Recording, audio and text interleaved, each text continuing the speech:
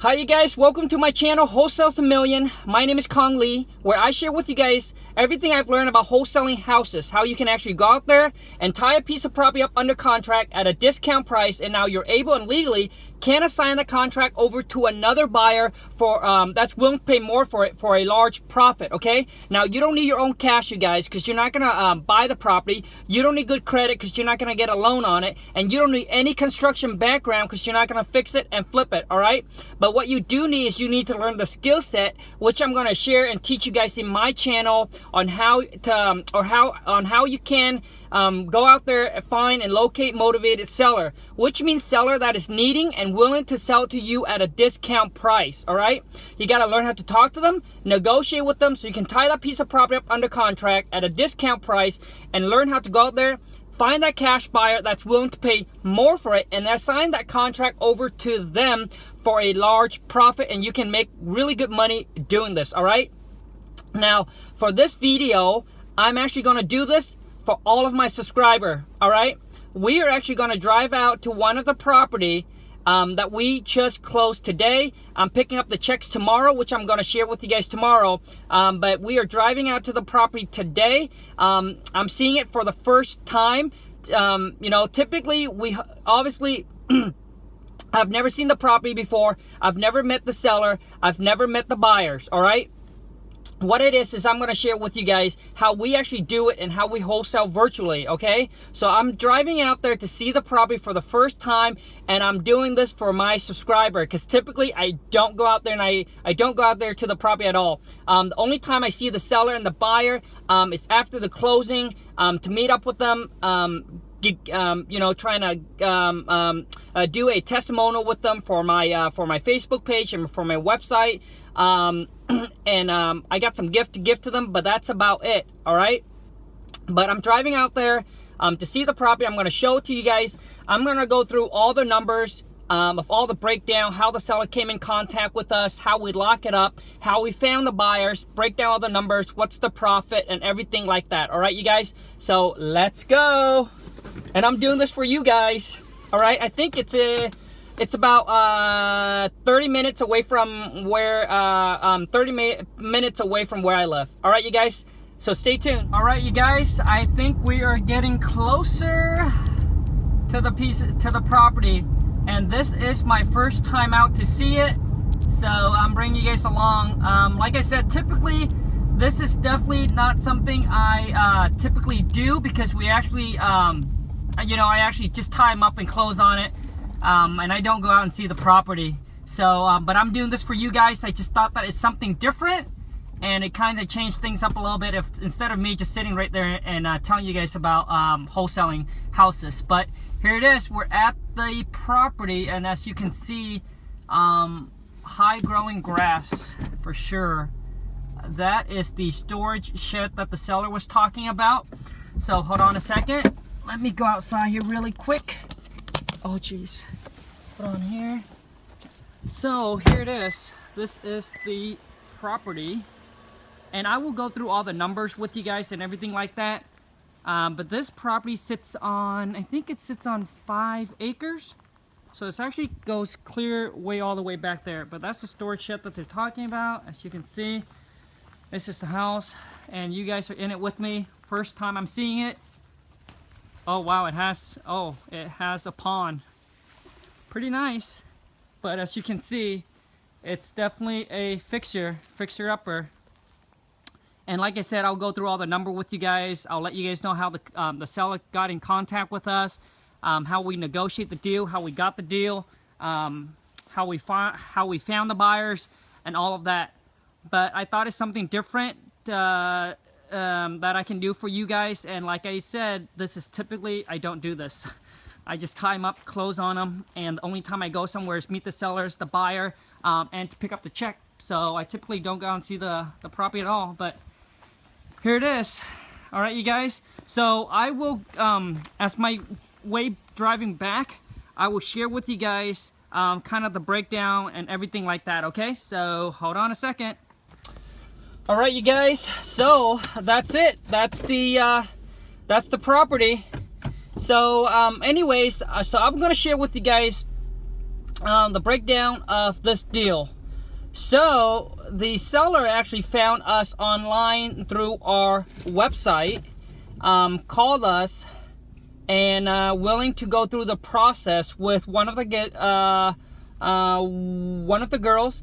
Call, chat with them, and the reason why they are motivated to sell this piece of property, because they actually live 4 hours away. And when they bought this piece of property, they actually bought it for a friend to move in and live in, okay? And the friend actually passed away, so now the property becomes vacant. They don't want to drive 4 hours down here to clean it up, to do any repairs, and then put it on the market. They just want a quick hassle-free sale.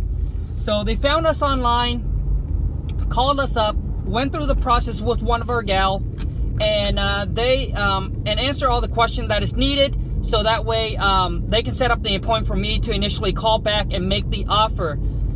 So now they bought this property 4 or 5 years ago for $150,000. They bought it for 4 or 5 years ago for $150,000. Okay, it's paid for, it's free and clear. And on the initial phone call, when they were talking to with one of our girls, and she was asking them the questions and what's the least they'll take, they dropped down to $120,000. Okay, so there's already a motivation. They bought 4 to 5 years ago, and the market has gone up since then in our area.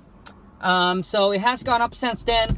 So they wanted for $120,000. So the girl set up the appointment for me to call them back the next day.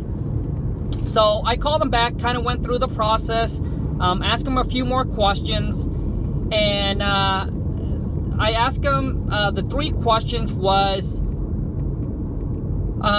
what are you willing to sell it for? Okay, if we take care of all the closing costs and all the fees. So they dropped from 120 down to like 110. And then I said, well, you know, if we were willing to buy it as is, we'll do all the repairs. You don't have to come back out here, clean it up, or cut the grass or anything like that. Could you see yourself going any lower? So they went from 110 down to 105, and they said, we're not going to go any lower. That's our bottom dollar. We're not going to go anymore. And then I still ask them the last questions. Is that the absolute best you can do for us? If you know, knowing that we can pay all cash and close on the date of your choice. They said, yep, Khang, 105. We can't go any lower. Then, you know, I like to share with you guys, you want to pause and you want to breathe a little bit, kind of let them know that, that their number is a little bit high, but actually at 105, it would already work for us at 105. I just want to see how much further I can get it down, just in case if something pops up, okay? Just in case, what I mean by that is, just in case if the repair cost was way different than what we expected. So initially, the seller told us the repair was going to be, they said it's going to cost about $20,000 to $25,000 to fix the place up. Okay, so based on the square footage and the things that they mentioned, we figure it's more around $35,000 to $40,000 to put the property in perfect condition. Okay, so anyways, so I sensed the motivation that they had. So I just want to see actually how low can they go. So I said, would you guys consider? And I always, sorry about the cutout, you guys got an incoming call, so apologize for that. But anyways, where was I at? So yeah, so basically I always use the phrase, would you consider? And the reason why, and I don't say, well, here's our offer. Okay, I don't say that because that might just kind of like close it, you know what I mean? Like it shuts the door, so it just lets the seller know that, hey, this is our offer. You know, there's no options. You whether take it or you leave it. So I don't use here's our offer.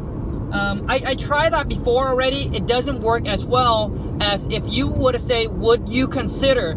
And when you say would you consider, it kind of leaves it an open-ended. It lets the seller know that, hey, they can you know, come back and saying, this is what we're saying, would they consider? which means, you know, we're open to offer. Okay, and when we say would you consider, that's not our final offer. Okay, that's not a final offer. That's not our the highest we can go. So we leave it open-ended for the seller, so they can come back and say, no, that wouldn't work for me.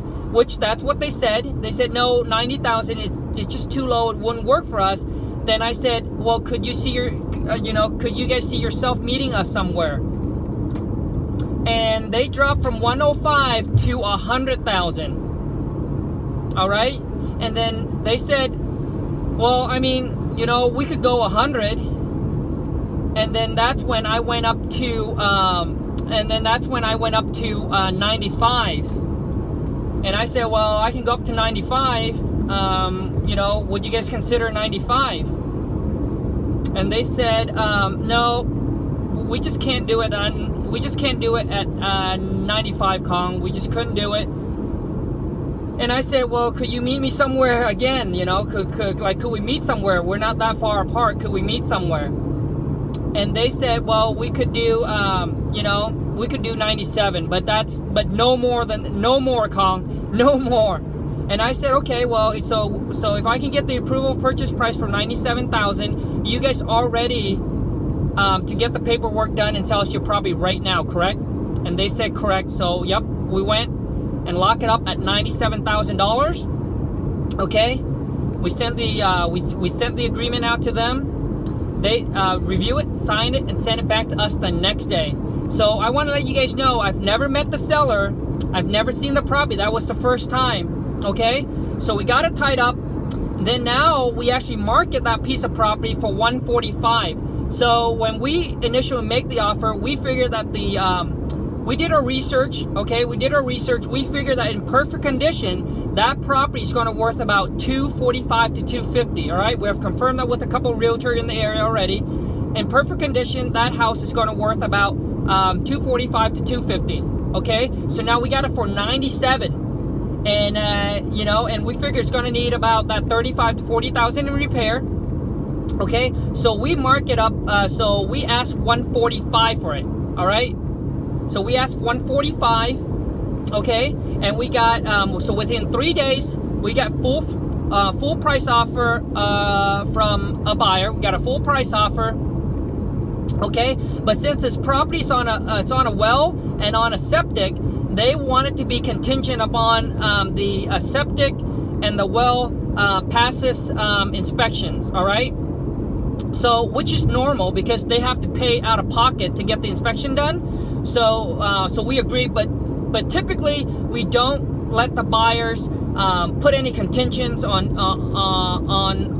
any one of our deal. Whether they want it or they don't want it. Okay, there's no contingents because we don't want to give them any way of backing out of the deal. Okay, but we had them put a $15,000.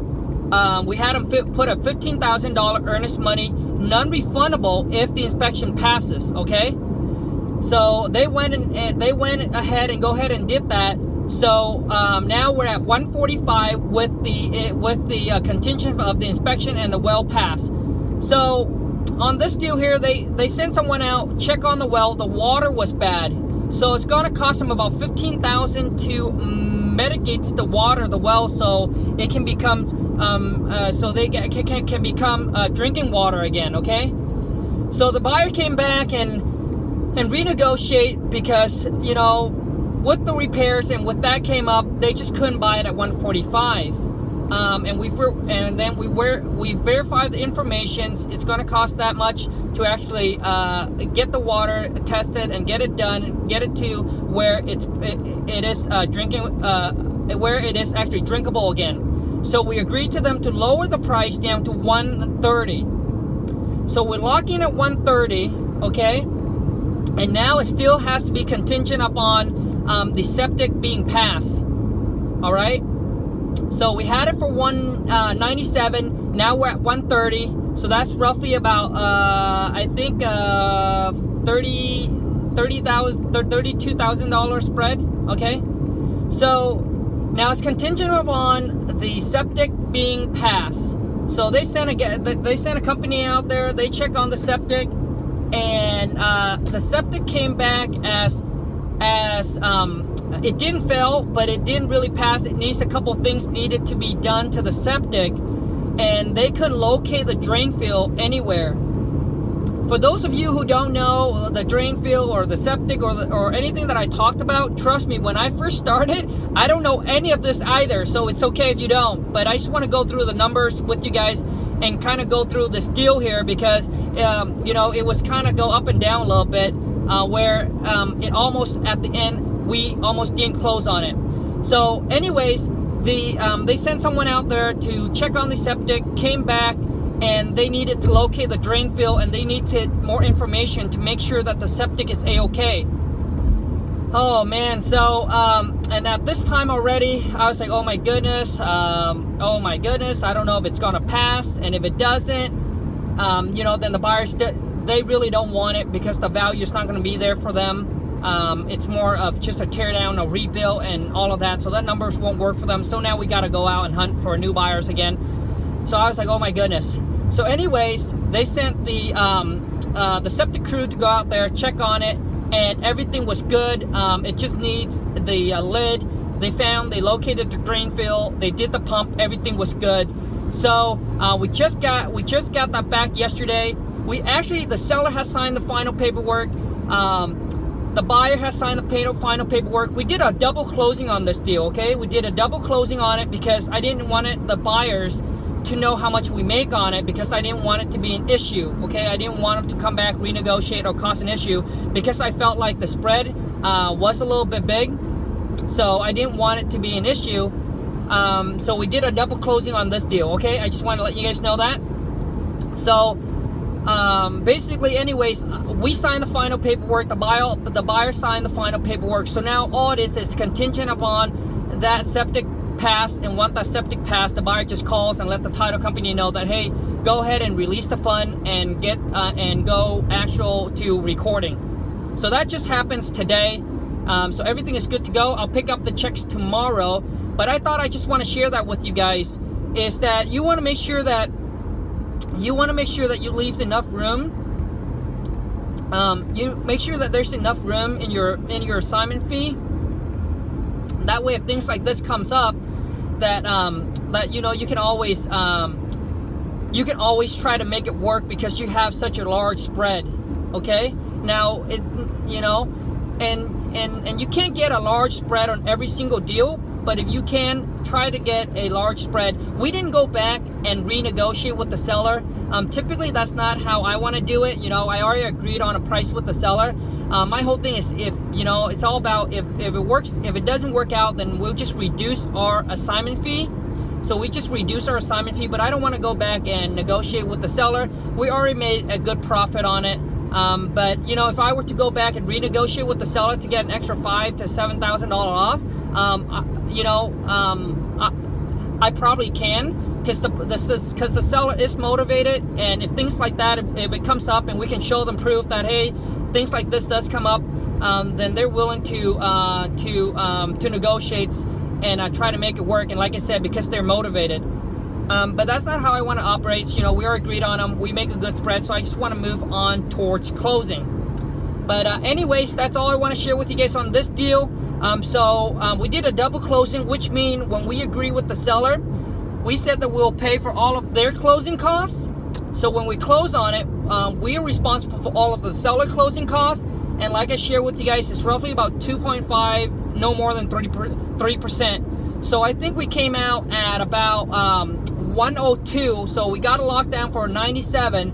But after we pay for all the closing costs, we came out about 102 something. So 102. And we had an agreement with the buyers that they are going to pay for all the seller closing costs, which means all of our closing costs.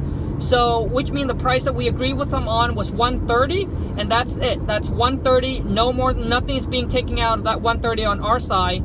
So after everything's said and done, we're gonna pick up a check for roughly about $27,000. All right, you guys. And I'm gonna share you guys the check tomorrow.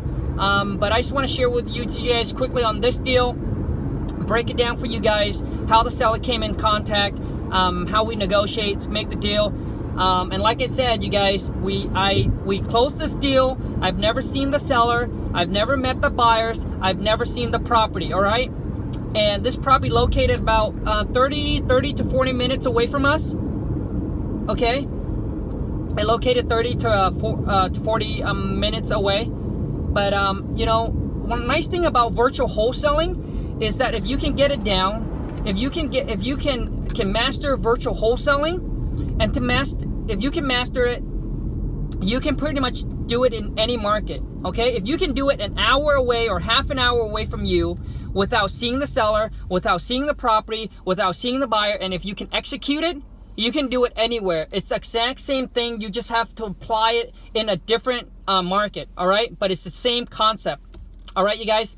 So that's it. That's all I want to share with you guys. I'm actually gonna go meet the buyer right now to get to give them the gift. All right, you guys, and the keys. So thanks a lot for all of you guys that have subscribed to my channel. I truly appreciate it. And honestly, you guys, you guys that subscribe to my channel is what's giving me the encouragement and the motivation to create these videos. I just love sharing what I learn and what I do in wholesaling houses, so you guys can go out there, duplicate what I do, okay? Duplicate it and go crush it in your market and start wholesaling houses and start making a boatload of money. All right, you guys? So as always, if you guys have any questions about wholesaling houses, where you're at, what you need help with, please leave me a comment. I'll do my best to deliver the answer to you guys and get you guys going in the right directions, get you guys crushing your market, doing your first deal or your 5th or your 10th or your 20th deal. All right, you guys? Thank you so much, and I'll see you guys next time. Bye-bye.